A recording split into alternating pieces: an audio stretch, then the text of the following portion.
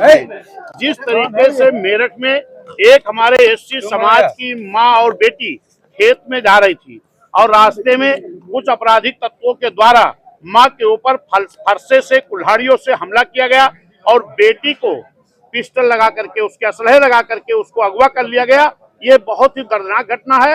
दिन दहाड़े इस तरह की घटनाएं लगातार हो रही, चाहे हमारे मेरठ में बेटी का अपहरण हुआ, चाहे कानपुर में 14 साल की बेटी के साथ अपहरण हुआ, इस तरीके से घटनाएं लगातार हो रही है। निश्चित है सरकार को कानून व्यवस्था को ख्याल रखना चाहिए और नहीं तो ये उत्तर प्रदेश की जनता आने वाले समय में पूर्ण बहुमत की सरकार बना के माननीय बहन जी को लाने का काम करेगा, क्योंकि बहन जी की सरकार में कानून अल्पसंख्यक समाज और ब्राह्मण क्षत्रिय वैश्य समाज की एक जनता का गठबंधन तैयार करके जीतने का काम किया था।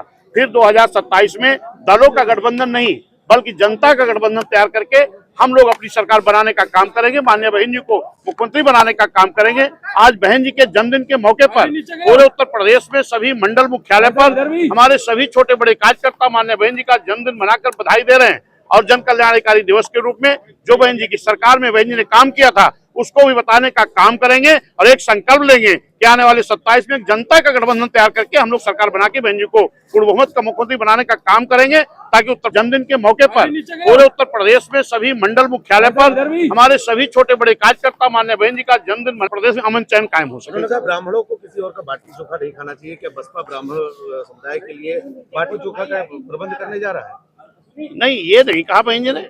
बहन जी ने तो ये कहा कि सर समाज का हित बहुजन समाज पार्टी की सरकार में हुआ है, फिर आगे होगा। ईवीएम को लेकर भी सवाल उठाए हैं। ईवीएम को लेकर वो उधर बगल खड़े होकर के मजे ले रहे थे, लेकिन हमारी पार्टी हमारी नेता मान्य बहन जी तो लगातार कहती हैं अगर पूरे देश के सारे दल के लोग ये मांग करते हैं ईवीएम ना रहे तो चुनाव आयोग को भी इससे निर्णय लेना चाहिए। सबसे पहले बहुजन समाज पार्टी ने 2017 में धरना प्रदर्शन भी किया था, लेकिन जो लोग आज आवाज उठा रहे हैं ये लोग ये एक दल के कहने पर चुनाव आयोग को ईवीएम का सहारा दे लेना चाहिए। समाज पार्टी की पूर्व मुख्यमंत्री मायावती का आज जन्मदिन था, जिसमें उन्होंने कई मुद्दों को लेकर प्रेस वार्ता करी और अपनी किताब का विमोचन भी किया। बात करी जाए तो ईवीएम पे भी सवाल खड़े किए हैं। ज्यादा बातचीत करने का हमारे प्रोफेसर विश्वनाथ पाल जी मौजूद है। सर, क्या कहना चाहेंगे जिस तरह से ईवीएम पे भी सवाल उठाए?